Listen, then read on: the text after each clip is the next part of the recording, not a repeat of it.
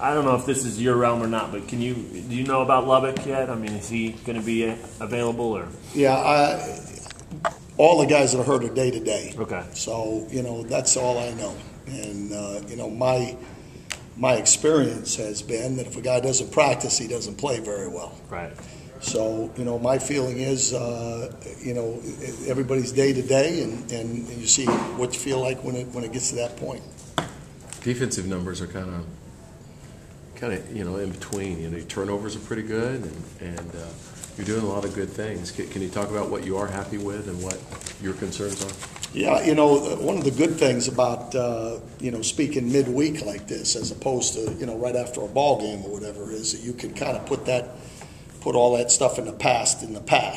I think that the thing that I'm the most pleased with is that I think we're getting a little bit better every day, and I think that's really the thing that I'm going to measure things with, because you can't control who you're playing against and how good that team is or whatever, and sometimes that dictates what statistics say. But the only thing I'm really looking at is, are we getting better from day to day, whether it's in games or whether it's in practice or whatever it's doing, and I think we're doing that. I think we're getting a little bit better.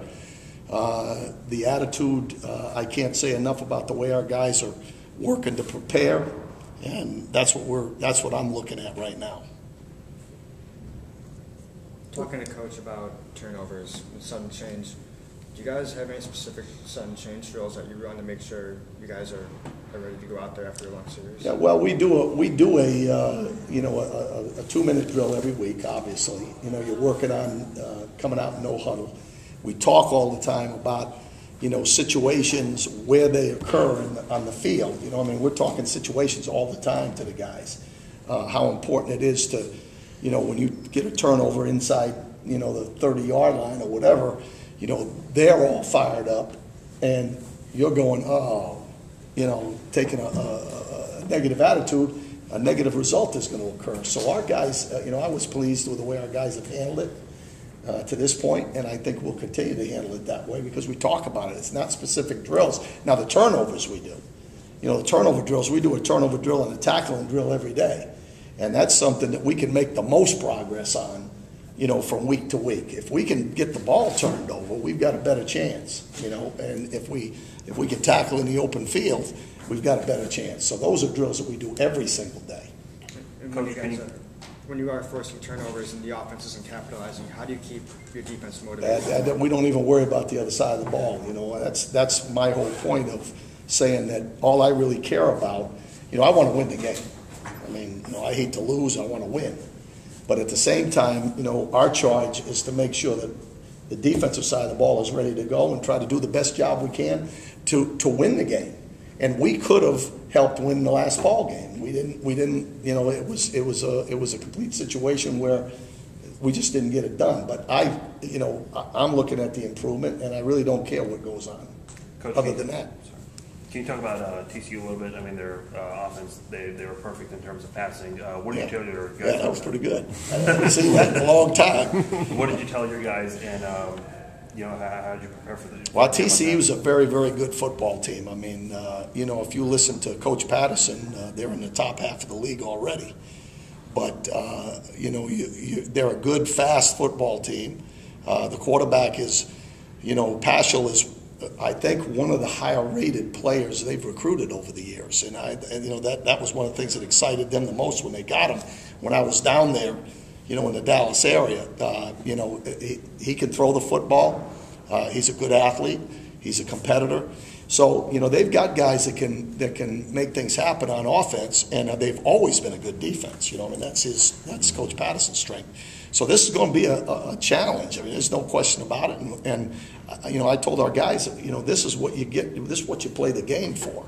Is to get into these ball games. And I'm just excited to be in it and playing against good football teams. How much can you learn about a quarterback with 9 passes on film? Did you go back to last year? Or we've looked at them. Obviously, we've looked at more film. We did a scouting report on them before. Awesome, right.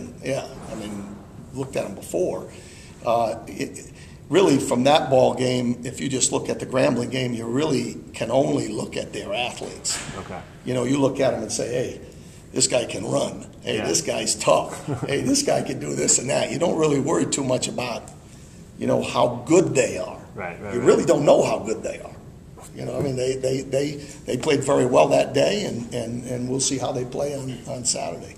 Did you know much about their program all the time you spent down there, and did the profile of the program increase while you were down there? Well, you know, we actually practiced in their facility a lot, oh, you know, really? when we were with the Cowboys. So I've had an opportunity to talk with Coach Patterson a lot during the time, you know, that I was there. And it always impressed me with the way he works and the way his team works. And I think they have a chip on their shoulder because they've had great success on the level that they've played at. And then when they've stepped up into the arena, they've done pretty darn well. So, you know, I know that that's the kind of program they have. And they have good athletes that have chips on their shoulders. And that's what makes them who they are, in my opinion. Now, they're going to have to step up into the arena every week now. And we'll see what happens. A few weeks back, you were talking about, you know, you'll do anything you have to do to get a pass rush, you know, whether you bring everybody if you have to. Can you evaluate your pass rush at this point and kind of some of the things you've done to keep pressure and some of the things you might be doing? Well, I think we're pretty close to where they were last year right now after 2 ball games. So I think we're generating some good things. And, you know, like I said, each game is a little different. The numbers of times that I brought extra guys has changed from game to game. It just depends on, you know, what we need to do. And I think we've got some guys that can rush the passer. And like I've said before, I think we're going to get better from week to week. You know, how many we're going to get this week, I couldn't tell you. But I know that our guys are getting a little bit better at doing what we're asking them to do. I think Randy Shannon's on their staff now. Do you remember coaching him back? Is Randy Shannon on this? Who'd you say, Randy? Isn't he on their staff, Randy Shannon? Randy Shannon? Yeah. From Miami? Yeah. I didn't even know he was on the staff. I didn't even look at it. Randy's one of my, I love Randy. You know, he played for us at Miami when I was there. And then he played for us with the Cowboys. He's a good football coach. I didn't realize he was on the staff. You know, I don't look at the defensive guys. So I'm assuming that's where he is. He was an outstanding linebacker, and I think he brings a lot to the table. I think he's a good coach and a good person more than coach. Do you have any good stories of coaching him back at Miami? Well, you know, my very first game against the University of Florida, we opened up against Florida, and one of the top first 3 passes that were thrown in the game, and we didn't know. You know, Florida's a good football team. We didn't know what we had at Miami at the time. And one of the first passes they threw out in the flat, he intercepted and ran back for a touchdown. So, I mean, the guy is a smart guy, and that's what I know about him. You know, I mean, and a good person.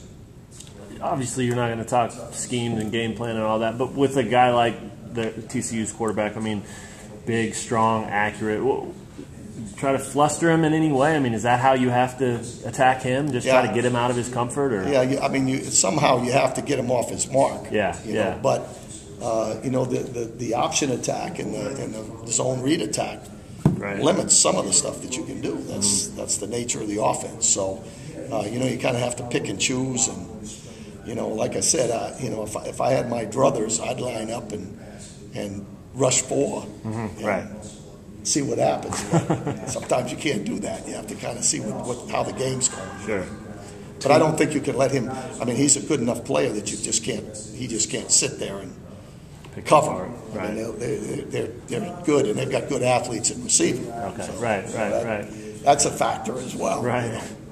Tunde seemed to have his best game. Can you talk about him or anyone else that has impressed you, has kind of stepped up their game, pleasantly surprised? Well, I like Tunde because Tunde, you know, you're going to get a full day's work out of him, and he's going to give you everything he's got. And that's what I think he brings to the table. You know, there are some other guys. You know, I don't want to just single out a bunch of guys, but I would say he and Heaney are the 2 guys that get me the most excited because they both play so darn hard.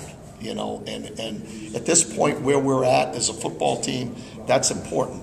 That's really important for everybody to see, you know, that type of an attitude and effort.